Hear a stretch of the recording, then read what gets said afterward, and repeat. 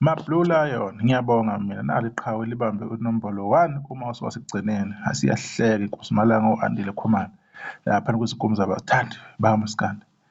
Nangu noMaskandi promotion. Uyabhuqa laphayana ethi phendula ifoni uzobona umculo onama-monthly listeners laphana ku-YouTube. Baningi nje abakukhulumile. Iyo-ke list le ephelele enziwe insika yoMaskandi channel laphana ku-Facebook. Right. Si-understand ukuthi yonke lento iphumaphi. We do understand. Njengoba ngihlale ngisho mina ukuthi yena kusempini impi ayipheli, impi yohleli ikhona. Uma ukhuzana enza into kuhlale kunento ezobhekwa ukuthi yena yini engazama ukudisturba loo nto, especially uma inconywa ngapha nangapha. Kuba buhlungu kakhulu, namapheji amaningi lapha ku-Facebook abane-problem ngoba angabalandeli asebenzela kuphi? Emdletsheni. Right. Wena esimasikane Cebisi uthi ngicela ukuthatha lithuba Nkosi yami ngibonge uKhuzani King Dlamini Zimpungose umcimbi omkhulu kangaka. Ngokuthola ithuba ube muhle kakhulu umcimbi, sadlala kahle nase-stage, amen, kwande kubonga lapha neqhawe ke uMayonnaise Cebisi.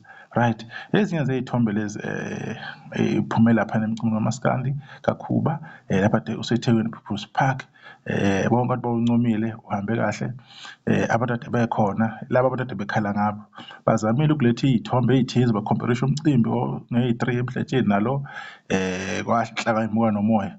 Bazama ukuveza izinto ey'thize kwabheda nje kakhulu nalokho. So sekucingwa ke-list-ke manje-ke ethize mhlawumbe ezama ukuthatha i-attention away from ukhuba. Nalokho akuzukusebenza futhi njengoba sikhona nje sizo-remind abantu ukuthi cha, ngane zakwethu akukho kubi.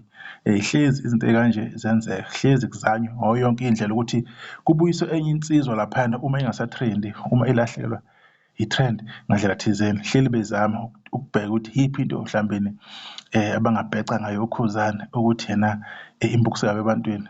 Kuthola ukuthi ayikho loo nto leyo. Ama-monthly listeners labo abahlala bechoma ngawo siwaze the whole year, bachomile nangawo 2024. We are aware ukuthi into yabo ababambelela kuyo leyo.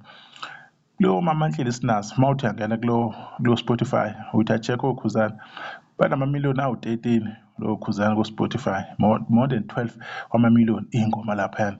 Ubambane nabaculi abathize abayitshela ukuthi mhlawumbe bayamdlula ngamamiliyoni, ubambane nabo. So lawo mamiliyoni lawo ma-monthly listeners asiza kuphi, ashintsha ini uma igcina usuku umuntu onama-monthly listeners alapha phezulu efana nomuntu onama-monthly listeners alapha phansi. So lokho kulwa lokho mhlawumbe nokuzama ukuthi mhlawumbe nizama ukuveza ukuthize uKhuzani. Leyo nto leyo ayisebenzi. Siya-understand kubuhlungu umcimbi igcwalisa Spring Picnic uhambe kahle awubanga nayigigaba. Khuzani upresente ama-awards akhe amahapha lapha phesheya, uqhumo cricket, kwajabula abantu, kwakikizayo, yonke nje into akubanga nasigameko.